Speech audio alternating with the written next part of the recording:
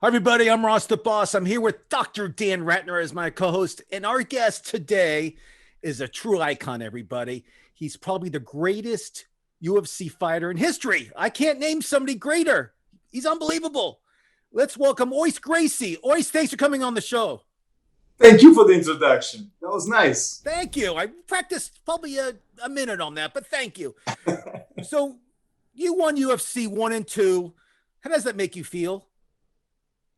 Like the champion. I mean, do you ever think that UFC would be as big as it is? I mean, you built something from the ground floor and now it's like, it's a huge business. I mean, it's bigger than boxing. The idea was to show my family's art, Gracie Jiu-Jitsu, was to show the technique that a smaller person can defend himself against somebody bigger and stronger. And we succeed on that. And it was a quest for my family because every style of martial art claimed that their style is the best. So there's only one way to find out is to take the rules, take the gloves, take the time limit, the weight division, and it was pretty raw on the beginning. And as soon as we proved that Gracie is the best self-defense style out there, everybody had to learn.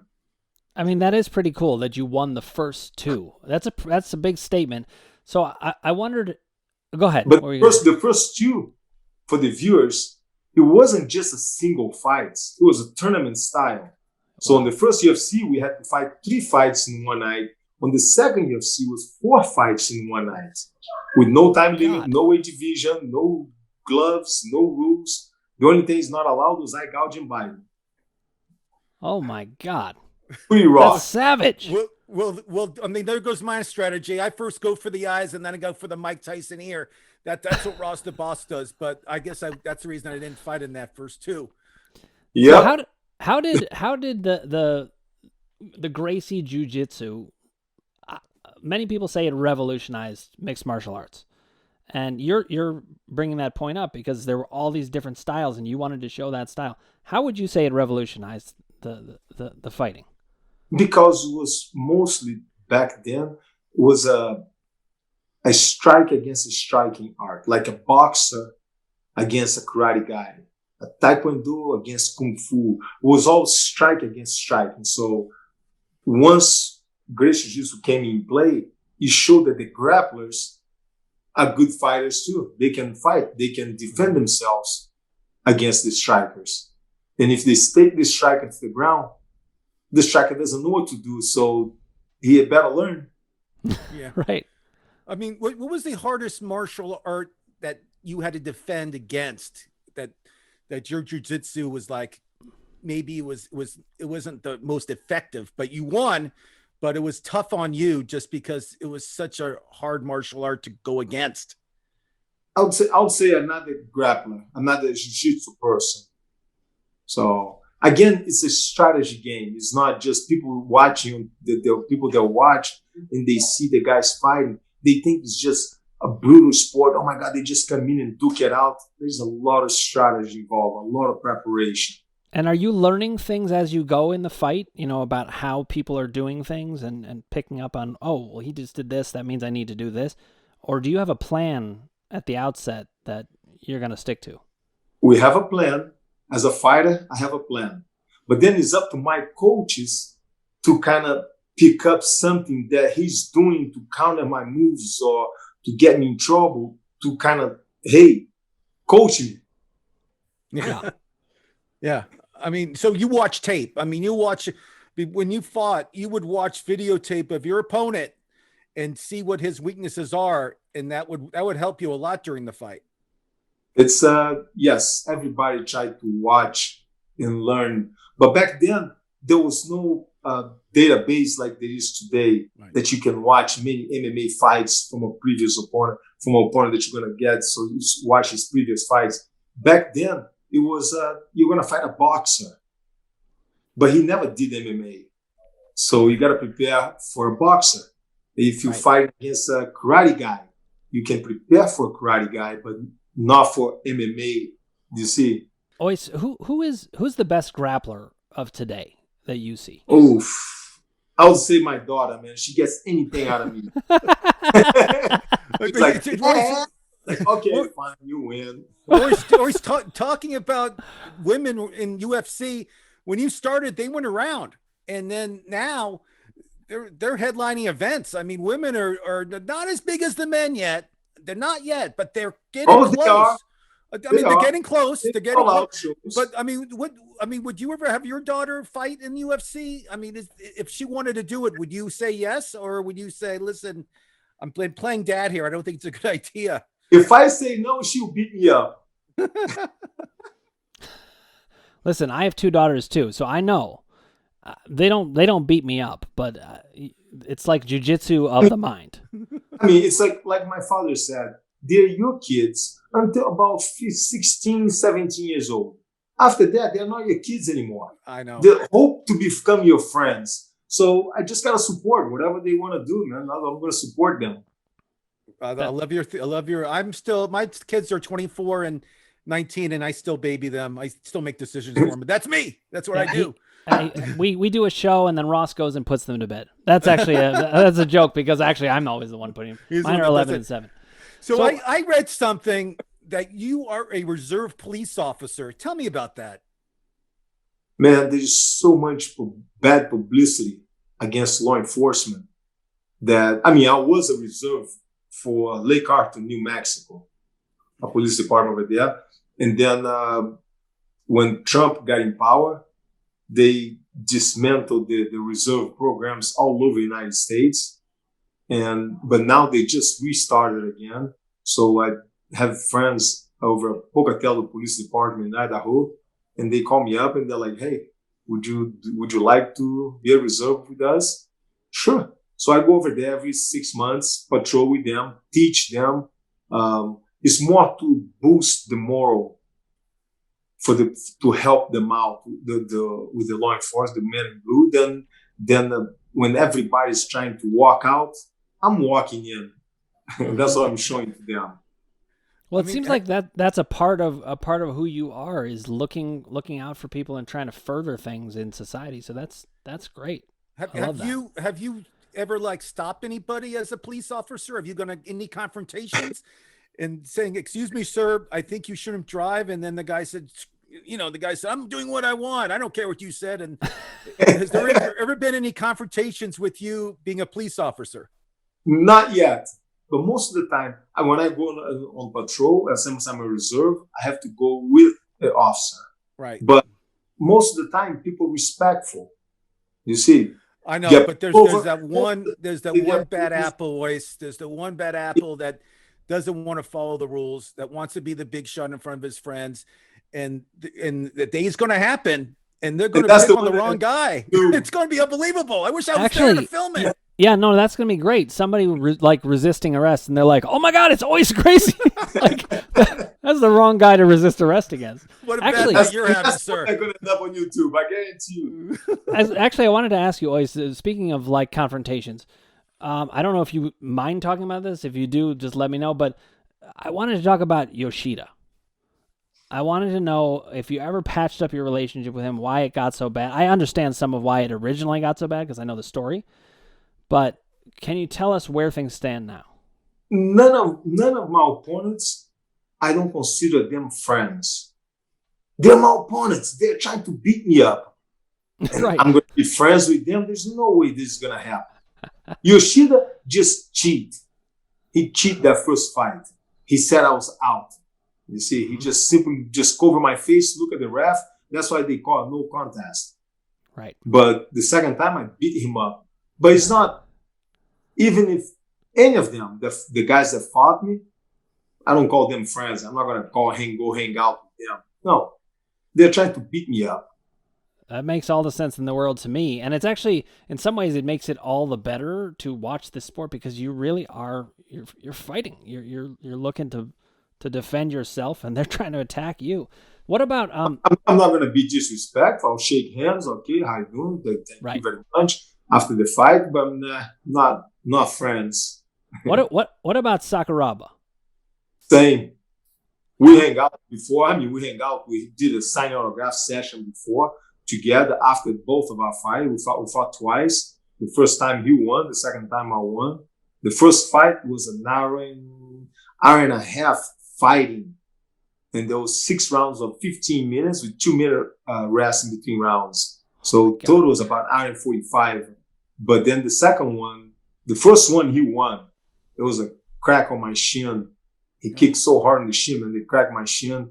And then I couldn't continue. But the second fight was a 15-minute fight. I won that one. So, but again, we signed autographs next to each other, sitting on the lineup, signing autographs for the fans. But there's no such a thing as I'm not going to call him my friend. No. Right. I wanted to ask actually. He's my opponent. Yeah. What? Tell us about the mindset it takes to have that endurance and work through a fight in that way. What are the challenges that you run into? It's all about knowledge. You got to know what you're doing. That's the first thing. That's the mindset. You just know what you're doing. If you don't know, sorry, I don't know how to play American football. I have no business in that field. I'm never going to go out and play football because I can't throw a ball. I can't catch a ball. You see, I'm not fast enough. I don't know the plays. So it's knowledge. The second one is endurance. You have to have endurance. You can have the fastest car in the world, but without gas, what are you going to do? Push that car around town? Your next door neighbor have a scooter full of gas and will go much farther than you. And the third one is power. And you have to be in that order. I totally believe you have to be knowledge, endurance, and then power. What was your thoughts when Conor McGregor fought Mayweather? I mean, did you think it was kind of a circus, the whole event, kind of just because Mayweather, if he fought UFC, he would get killed? I mean, that's my theory. I don't think he would be able to survive in a UFC situation. What do you think? There's only one way to find out. And he's that's getting in the octagon. You see? So, I mean, the same thing with Conor McGregor. He's pushing himself. He didn't go over there to play a show. No, he went there to knock him out. If he could have, he would have hit him and knocked him out. You see? But Mayweather's defense is so good. He couldn't reach him. He couldn't find him in the ring. But the same thing, if Mayweather decides to fight in one day MMA, he better train. And he's going to train hard because he's not going to go over there to just be a show for people. He's going to go over there to try to win. These guys are professional athletes. They're trying to win. They're not trying to... Yeah, I think McGregor was out of his league fighting Mayweather, but don't count him out. He went. If he could have, he would have won. If Mayweather called you, would you help train him? If Mayweather said, I need a trainer, you were my idol growing up, I want you to be my trainer, would you say yes? Yeah. Oh, hold on. I'm not that old, man. Come on. I'm not saying you're that old. Listen, really? I'm just saying, you know what I mean. I mean, no. Watching UFC, I'm already putting a foot in my mouth, Dr. Dan. Help me. Yeah, listen, Ross, you should be glad that this is virtual. I know. Because Royce would take you down in a second. Don't worry. I'm worried. Forget, guys. I can do that today. But we on a plane. But would you ever train? Would you ever train anybody if they asked you to train them? You would. Of course, I train many people. I train many guys. Many fighters come up to me and ask me, "Hey, unless if they're gonna fight my family, if they're gonna fight my family, sorry, man, I can't help you." Of course, and your son's fighting, correct? I mean, your son wants to take your footsteps, and he wants to hold that Gracie name and go. My son fights, my nephews, my cousins. Yep, it's a big family. I know. I remember. I remember watching UFC. There's always a different Gracie every other week. It's unbelievable. I wanted to ask about that. Like, how do you think about the legacy of Royce Gracie and the Gracie family? Man, we are the history, not part of the history. We are the history of MMA. Mm-hmm. I like that. You are. Nice. And when it's all said and done, I mean, your family is going to keep bringing these fighters out, and we'll keep watching. I mean, we're not exactly a family. We're a factory of fighters. Nice. Actually, let me ask you this, boys. I'm asking you this.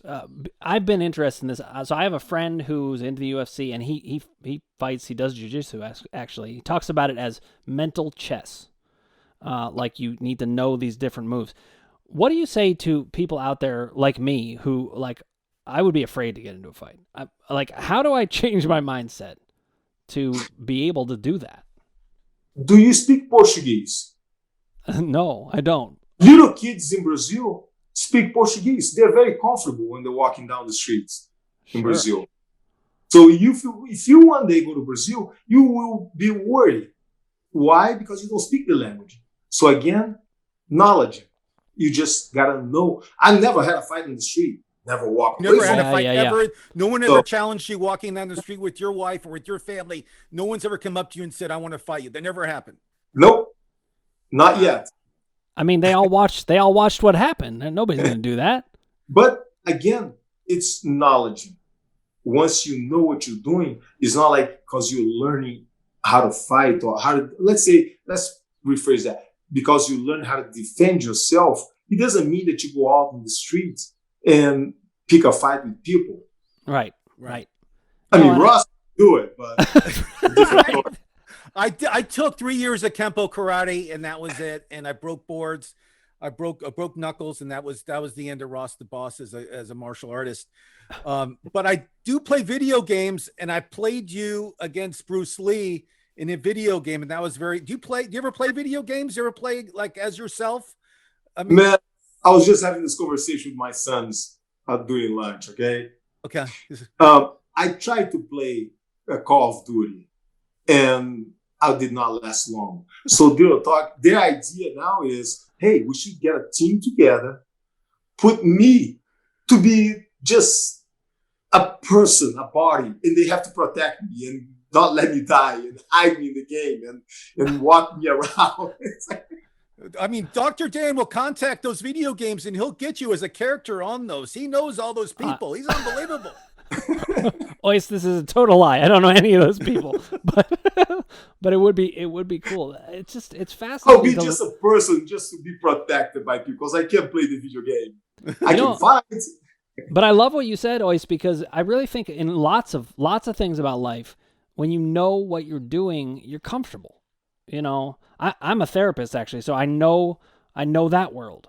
And for a while, you know, when I started doing this stuff with sport, I'm well versed in the sports world, so that's another thing I know. And when we're doing things we know and love, you can really see it. And obviously that comes out in you. Do you watch a lot of the fights now? I like to watch the championships. There's a few fighters that I follow. If they fight, I'll watch them. Which ones? Which fighters do you follow? I like all the Gracies. I like to watch my son, my cousins. I like to watch how they set up the strategy, how they fight. There's Nick and Nate Diaz, of course. I like to watch them. Verdun. I like to watch the Brazilians. I like to watch the champions. You see, Amanda Nunes. Because to be the champion, you have to know how to use a lot of strategy. So, Conor McGregor, of course, is fun to watch. You see, so the champion. I agree. I mean, how many gyms do you own across in the world? That I mean, when in my neighborhood, I know there's one Brazilian jiu-jitsu gym in my neighborhood with your name on it. I mean, how many gyms are there? There's I have a big family. So each one of us have their own association. So I have under me about 50 gyms with my name. You see, my guys. But there's my cousins, everyone, my brothers, everyone have their own association. Each one have their own people underneath them. And yeah, we're taking over the world. Wow. And do you ever go into the gym and people say, "Oh my, the owner's here. Oh my, we better shape up here." I mean, does that ever happen? You go into all the gyms and all the time inspection. That's great. All the time. That's great. I mean, you have to do that as an owner. You have to go in and do surprise inspections to make sure people are working, getting stronger and bigger and faster. And they always come to me when I'm teaching. Sometimes I go, let's say, to Portugal. So all my guys from England fly down to Portugal to take my class, to see how I'm teaching, how I'm doing the moves. And you see, so if I go to Ohio, the guys from Florida will come up. So before we go, we have one more question I want to ask you. Most recently, I think it was last week, I was watching Dana White interviewed on ESPN, and he gave us Mount Rushmore of the greatest fighters to ever do UFC. And the first name he said was you.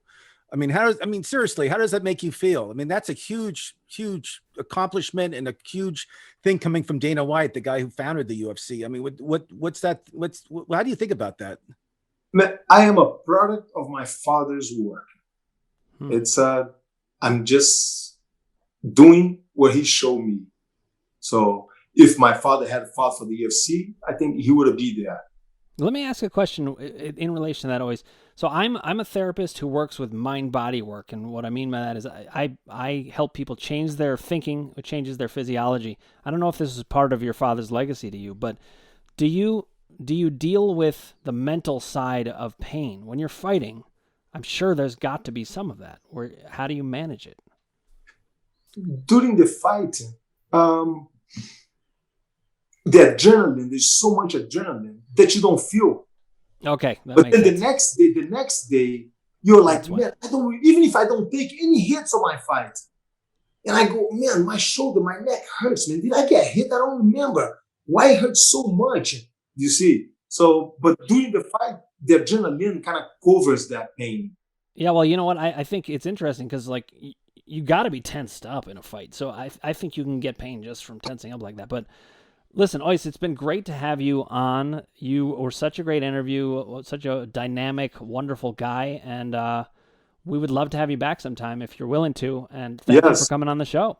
Always a pleasure. Great smile, great attitude, and it's an honor to have you on our show. Thank you. Thank you.